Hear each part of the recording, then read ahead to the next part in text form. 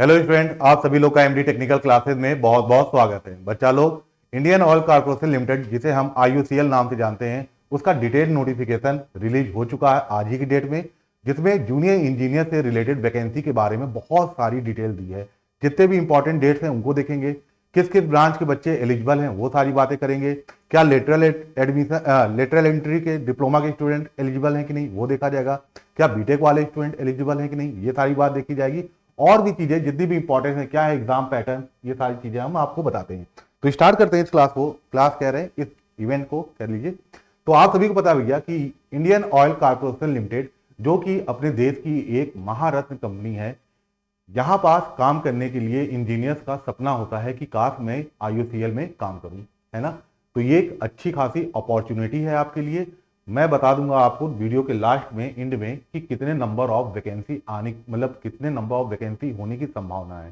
ठीक है, तो चलिए स्टार्ट करते हैं। सारे बच्चे देख रहे होंगे आप लोग कि भाई जूनियर इंजीनियर, यहाँ पर जूनियर इंजीनियर को जो जूनियर ऑफिसर भी बोला जाता है, इस पोस्ट के लिए जो वैकेंसी आई है, पहली बात कर लें कौन कौन सी ब्रांच इन्होंने बताया एलिजिबल है। तो आप सभी देखिए, केमिकल, मैकेनिकल, इलेक्ट्रिकल, इंस्ट्रूमेंटेशन, ठीक है, ये चार ब्रांच उन्होंने बताया फिलहाल अभी।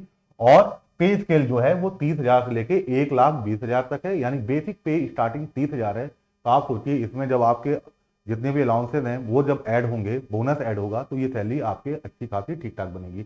और सैलरी चाहे जो भी हो, बस आप इतना कहिए कि मैं इंडियन ऑयल कॉर्पोरेशन लिमिटेड में वर्क कर रहा हूँ एज ए इंजीनियर, यही एक बड़ी बात होती है। चलो बच्चा लोग, हम लोग चालू करते हैं, पूरी बात समझिएगा। अब इन्होंने कहा है कि भैया क्वालिफिकेशन जो है वो आपके पास 3 ईयर का डिप्लोमा आपके पास होना चाहिए। किस किस ब्रांच में, तो ध्यान सुनिएगा। अच्छा, उससे पहले इन्होंने क्या किया कि 3 साल का डिप्लोमा होना चाहिए, जिसमें आपके जो परसेंटेज हैं, अगर आप जनरल, ईडब्ल्यूएस, ओबीसी के हैं स्टूडेंट, तो 65 मार्क्स से कम ना हो। और अगर आप एससी, एसटी, पीडब्ल्यूबीडी के कैंडिडेट हैं तो आपका 55% से कम ना हो। ध्यान दीजिएगा।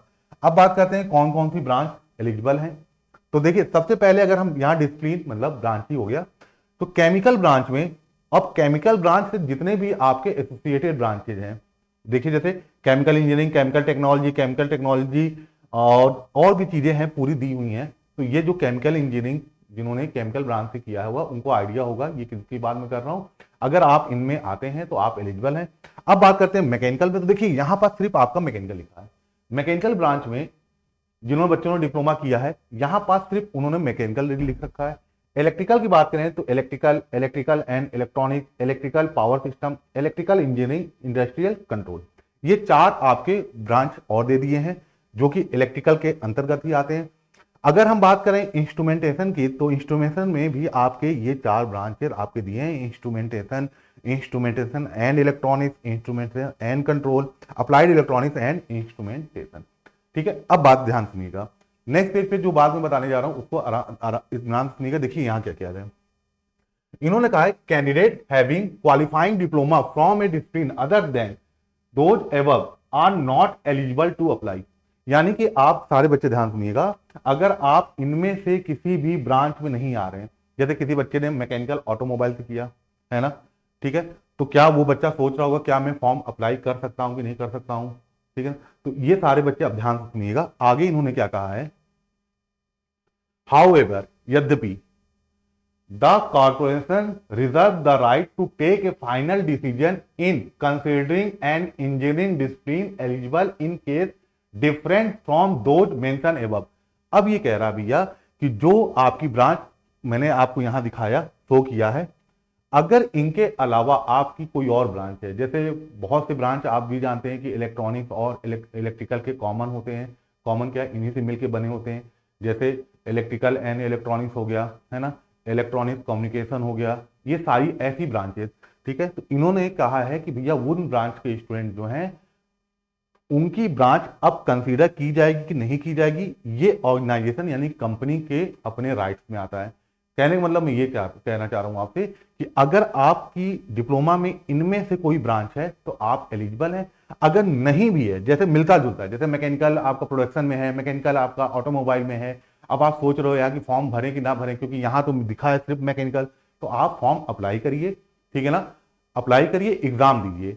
ठीक है, लास्ट में ये जो ऑर्गेनाइजेशन है ये डिसाइड करती है कि हम इनको इंटर करें या ना करें। लेकिन आप लोग सभी लोग फॉर्म जरूर भरिएगा, ठीक है ना। जो भी इलेक्ट्रिकल, इलेक्ट्रॉनिक, मैकेनिकल इन सब ब्रांच से हैं वो जरूर फॉर्म फिलअप करिएगा, ठीक। चलिए अब अगर हम नेक्स्ट बात करें तो यहां पर देखिए और बातें इन्होंने क्या कहा है, ध्यान सुनिएगा।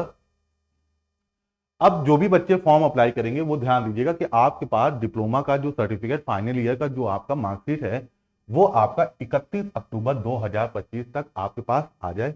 फिर ध्यान दीजिएगा और जो इंपॉर्टेंट चीज है मैं बता दूं। अब देखिए इन्होंने इस पॉइंट को देखिए, a sandwich diploma course shall be consider eligible. देखिए डिप्लोमा में एक ऐसा कोर्स होता है जिसमें विदाउट ब्रेक ट्रेनिंग जो पार्ट है वो भी इंक्लूड हो जाता है। देखिए with industrial training as part of the course with no break, यानी कि ऐसा डिप्लोमा जिसमें आपका ट्रेनिंग भी, इंडस्ट्रियल ट्रेनिंग भी है विदाउट ब्रेक, वो भी आप एलिजिबल हैं।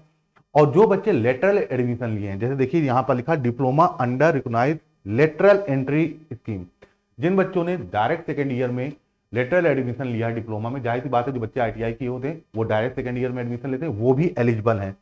फिर उसके बाद देखिए यहां पर इन्होंने क्या किया, जिनके पास हायर डिग्री है डिप्लोमा से, जैसे बीई है या बीटेक है या एमटेक है, ठीक है ना, या एमबीए है या सीए है, इन कैंडिडेट आप एलिजिबल नहीं है इस आईयूसीएल के वैकेंसी में, ठीक है ना, ध्यान दीजिएगा। फिर अगला बात करें हम लोग तो देखते हैं भाई अगली क्या बात है। हाँ चलिए ये सारी चीजें तो आपको बता दिया। अब देखिए how ever qualification other than professional qualification, अब अगर आपके पास जैसे मान लो आपने बीटेक किया या बीई किया लेकिन आपने डिप्लोमा कर रखा है तब तो आप एलिजिबल हैं। अगर आपने डिप्लोमा नहीं किया है, आप एमटेक किए हैं, बीटेक किए हैं, बीई किए हैं, ठीक है ना, एमबीए किए हैं, तो आप एलिजिबल नहीं है। और चीजें देखते हैं जो इंपॉर्टेंट है। अब यहां पास आगे इंपॉर्टेंट डेट और एज लिमिट। तो पहले बात कर लेते हैं एज लिमिट की। तो यहां पर देखिए इन्होंने क्या कहा है, ध्यान सुनिएगा। अगर आप जनरल ईडब्ल्यूएस के कैंडिडेट हैं तो आपका क्या कहते हैं कैटेगरी, अच्छा आप अगर पीडब्ल्यूबीडी में नहीं आते हैं और जनरल ईडब्ल्यूएस के हैं तो आपको भैया डेट ऑफ बर्थ जो है 1 जुलाई 1999 से पहले का होना चाहिए, ध्यान रखिएगा। और अगर आप पीडब्ल्यूबीडी कैटेगरी में आते हैं तो 1 जुलाई 1989 भी आपका उससे पहले का ना हो, ध्यान रखिएगा। और अगर आप ओबीसी कैटेगरी में आते हैं, ध्यान सुनिएगा, नॉन क्रीमी लेयर में, तो 1 जुलाई 1996 से पहले का आपका डेट ऑफ बर्थ नहीं होना चाहिए। और इसके लिए बेटा आपका यहां दिया है। वैसे एससी एसटी में अगर आप आ रहे हैं तो 1994 1 जुलाई से पहले आपका डेट ऑफ बर्थ नहीं होना चाहिए। नेक्स्ट बात ध्यान सुनिएगा, यहां पास जो बात कर रहा है इंपॉर्टेंट डेट्स की। तो देखिए ऑनलाइन जो एप्लीकेशन है वो आज से ही चालू हो जाएगा, मतलब ऑनलाइन फॉर्म आप आज ही से भरना स्टार्ट कर देंगे। एंड कब है भाई, लास्ट डेट कब है, तो इसका आखिरी डेट है देखिए 28/09/2025। 09/2025 का मतलब अगर हम देखें तो यही सितंबर 28 सितंबर आपका लास्ट डेट रहेगा, शाम 5 बजे से पहले तक। बात करें एडमिट कार्ड कब तक आपका आ जाएगा, तो 16 अक्टूबर तक आपका एडमिट कार्ड रहेगा और 31 अक्टूबर आपका है सीबीटी का एग्जाम का कंडक्टिंग डेट, ठीक है ना, यानी कि सीबीटी जो आपका एग्जाम होगा उसकी डेट है आपकी 31/10/2025। चलिए आगे चलते हैं। तो आगे बात ध्यान सुनिएगा, यहाँ पास सिलेक्शन है, शॉर्ट लिस्टिंग प्रोसेस की बात की गई है। तो सबसे पहले देखिए जो सिलेक्शन प्रोसेस है इसमें 3 स्टेप आते हैं। पहला कंप्यूटर बेस्ड टेस्ट होगा आपका, फिर उसके बाद जीडी होगा, group discussion and group task, फिर उसके बाद होगा भाई पर्सनल इंटरव्यू। आगे पेज में आपको बताऊंगा कि इनके कितने परसेंटेज आपके वेटेज में कंसीडर किए जाएंगे, है ना, कितने परसेंटेज मार्क्स आपके फाइनल मेरिट लिस्ट में बनाए जाएंगे। अब ध्यान सुनिएगा, डोमेन नॉलेज का मतलब जिस ब्रांच से आपने किया है डिप्लोमा उस ब्रांच से आपके 50 क्वेश्चन पूछे जाएंगे। उसके बाद जो नॉन टेक्निकल का पोर्शन है जैसे क्वांटिटेटिव एप्टीट्यूड हो गया, लॉजिकल रीजनिंग हो गई, है ना, verbal ability of English language, इन सब से आपके 20 15 यानी 50 क्वेश्चन यहां से आएंगे। टोटल 100 क्वेश्चन होंगे, गलत करने पे 0.25 मार्क्स आपका डिडक्ट हो जाएगा। ध्यान सुनिएगा, इसके लिए आपको समय कितना मिलेगा, 150 मिनट, लगभग 2.5 घंटे हो गए, ठीक है। जो स्टूडेंट पीडब्ल्यूबीडी के हैं उनको 20 मिनट एक्स्ट्रा मिलेगा जैसा कि रूल्स है। उसके बाद अगर हम इंपॉर्टेंट बात करें, सारे बच्चे समझे इतना, चलिए अगला देखते हैं। तो अब आपका होता है कि जो टेस्ट सेंटर है सीबीटी के लिए वो आप कहां सेलेक्ट करना चाहते हैं, तो ये आपके ऊपर है। डिफरेंट आपके सिटीज दिए गए हैं, आपके घर से जो पास पड़े, जो आपके लिए सुविधाजनक हो वो आप सिटी सेलेक्ट कर सकते हैं। फिर यहां पास अगर बात किया जाए तो इसमें तो कोई, इसको एक बार देख लीजिएगा आप लोग, ठीक है ना। और मेरे ख्याल से पीछे था, हाँ नहीं ठीक है, इसको एक बार आप लोग पढ़ लीजिएगा। हालांकि सारी इंपॉर्टेंट चीजें मैंने आप लोग को बता दिया। डॉक्यूमेंट देखिए यहाँ पास है, डॉक्यूमेंट रीडिंग, वो देख लीजिएगा पूरा। अब यहाँ पर देखिए मैं क्या बोल रहा हूँ, जो आपका सीबीटी टेस्ट होगा उसका वेटेज 85% होगा, 5% वेटेज होगा किसका, जीडी का, और 10% जो वेटेज होगा वो आपका जो पर्सनल इंटरव्यू होगा। अब इन पार्ट को, इन स्टेज को मिनिमम पास मार्क यानी कि क्वालिफाइंग भी आपको करना पड़ेगा अगर यहाँ पास पूरी चीज दी है, ठीक है ना, ध्यान समझिएगा। तो नेक्स्ट चलते हैं हम। तो ये सारी मैंने नोटिफिकेशन की बात कर ली, यहाँ पर देख लीजिएगा क्वालिफाइंग आपको कितना करना होगा भाई, सभी लोग आराम से, ठीक है। तो अगर आप आरआरबी जेईई 2025 की तैयारी कर रहे हैं तो आपके लिए सीबीटी 1 के लिए रिकॉर्डेड बैच है, विश्वकर्मा बैच, जिसमें कि एमडी क्लासेस के जितने भी अच्छे टीचर्स हैं उन सभी टीचर्स ने इस क्लास को लिया है। इस क्लास से रिलेटेड जितने भी आपके स्टडी मटेरियल हैं वो सब आपको मिल जाएंगे 499 में। इस बैच से ये फायदा होगा क्योंकि आप टेक्निकल के स्टूडेंट है, नॉन टेक्निकल पोर्शन आप लोग का वीक होता है, तो नोटिफिकेशन आने के बाद सारी दुनिया तैयारी करेगी, ये सभी को पता है। और ये कॉम्पिटेटिव एग्जाम है, प्रतियोगी परीक्षा में जो आगे रहता है पास उसी को माना जाता है, यहाँ परसेंटेज का कोई रोल नहीं होता है। तो बेटर है अपनी तैयारी पहले से स्टार्ट कर दीजिएगा।